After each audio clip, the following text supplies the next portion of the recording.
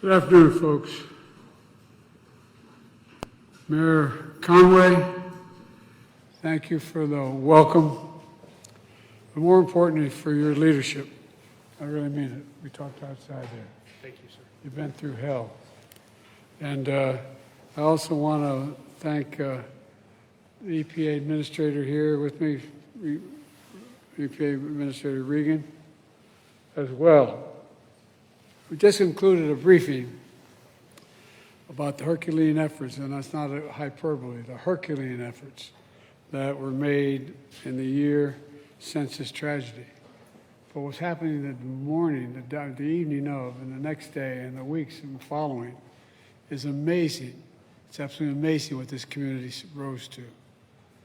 You know, I want to thank the folks of East Palestine. I want them to understand that we're not going home no matter what till this job is done. And it's not done yet. There's a lot more to do. The vast majority has been done. But we're going to stay to the very end. Every need is met.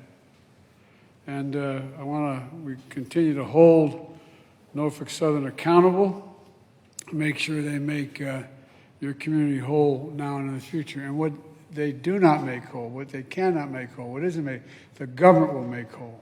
We have an obligation. We have an obligation. I can already see this derailment won't define you. It just it defines you in a different way. Your courage, your resilience to this community, and the compassion that you've shown for all your fellow citizens. Let me be clear. While there are acts of God, this was an act of greed that was 100% preventable. Let me say it again. An act of greed that was 100% preventable. We were pushing the railroads to take more precautions, to deal with braking, to deal with a whole range of things that were not dealt with. Norfolk Southern failed its responsibility. We know multi-million-dollar railroad companies transporting toxic chemicals have a responsibility to do it safely. And again, Norfolk Southern failed.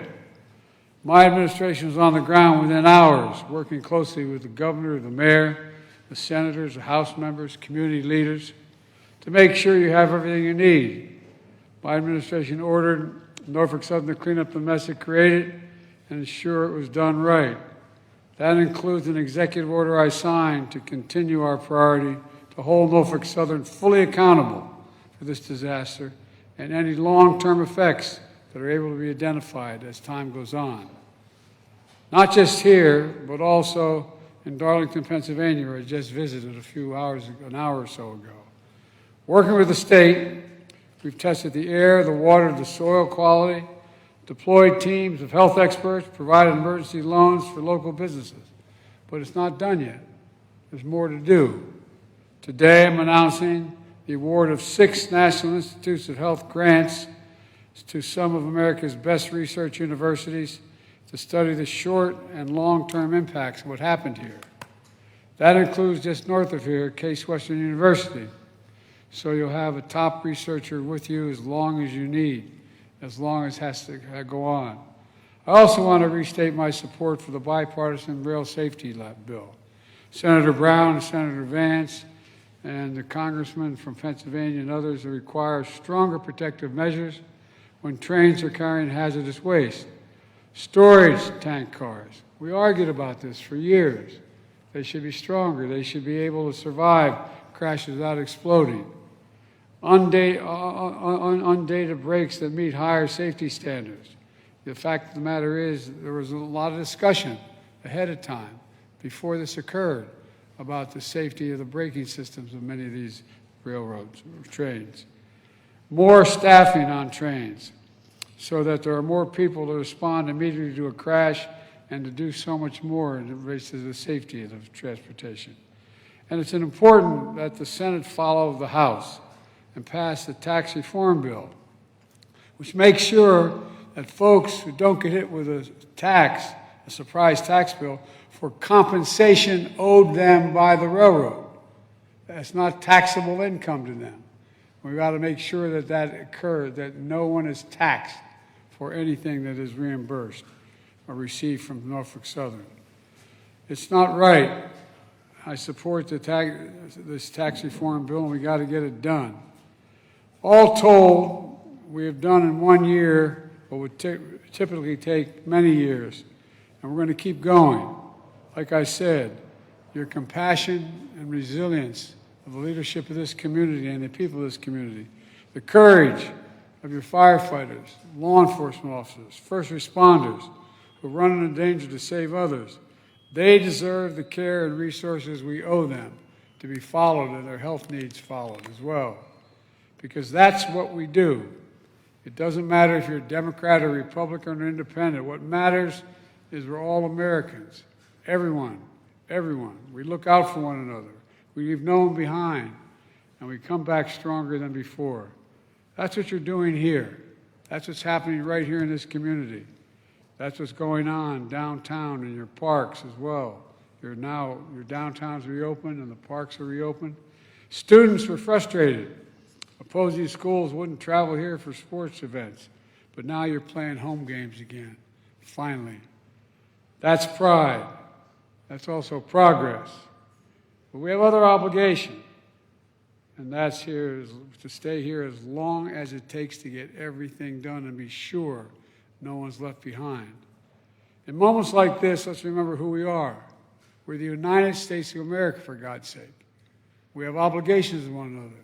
There's nothing beyond our capacity when we do it together, and we're going to stay here and do it together as long as it takes.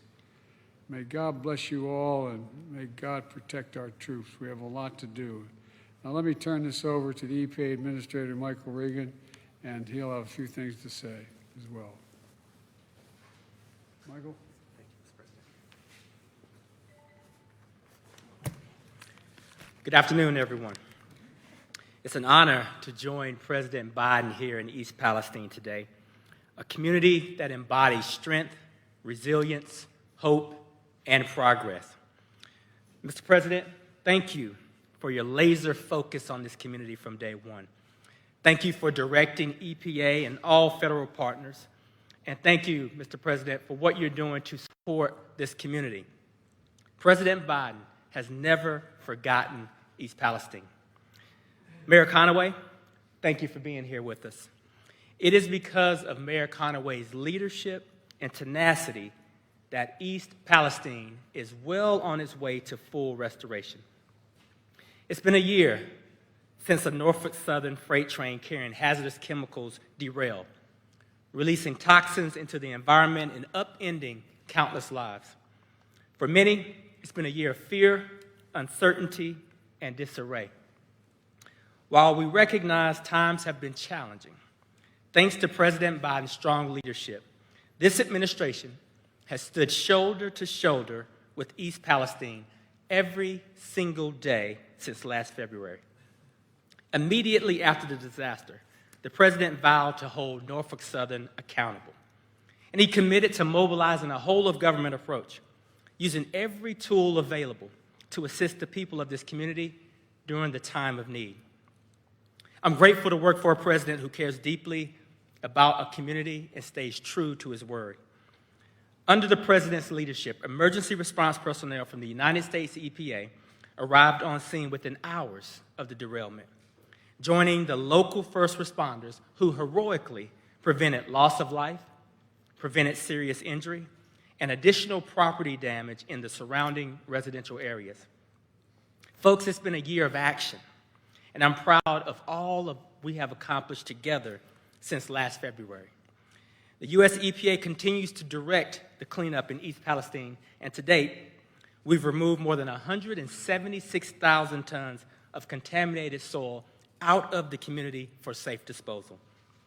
We've shipped more than 43 million gallons of wastewater off-site, more than 6 million gallons which were treated on-site prior to safely being shipped off-site.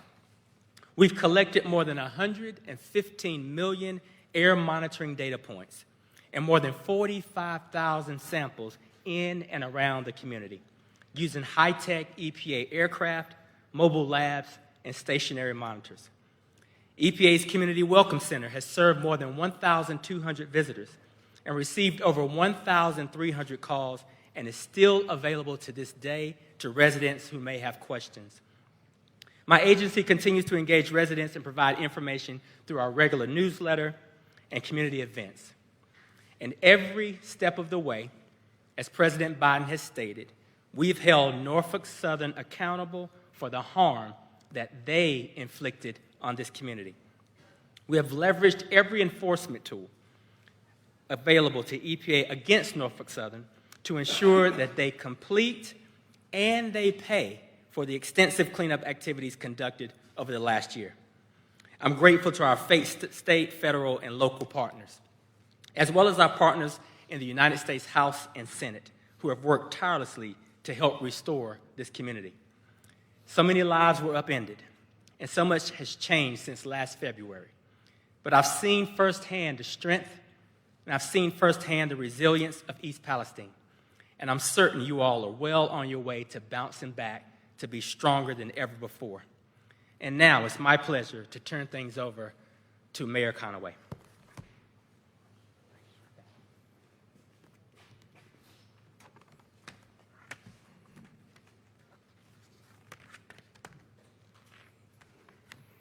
Thank you all for coming. On behalf of the Village of East Palestine, I want to welcome President Biden. As we pass the first anniversary of the train derailment, the Village of East Palestine appreciates the support from the U.S. EPA, the Department of Transportation. We'd also like to thank Governor Mike DeWine, the Ohio EPA, the Ohio EMA, and the Department of Public Safety, and all of our state and local partners that have been with us since the beginning. Our village has faced many challenges, but as a community, we have shown resilience. We will not be defined by this single event, rather our response to it and our perseverance. President Biden, your long-awaited visit to our village today allows us to focus on the things we agree with, acknowledging this disaster should have never happened, address the long-term health concerns and the economic growth of the village, and ensure this never happens again to another community. Our goal is to be collaborative and proactive, collectively taking control of what we can shape for a stronger future. This includes support of bipartisan railway legislation, federal tax relief for funds received by from Norfolk Southern, along with your unwavering support and assurances that our long-term concerns and needs will be addressed, which we have expressed here today, sir.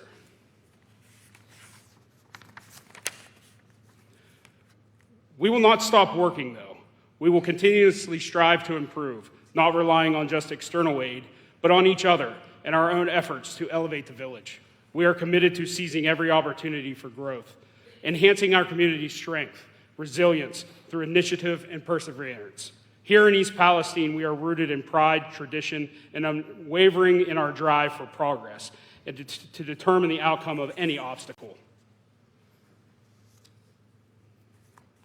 I thank you all for coming here today, and God bless East Palestine and the United States.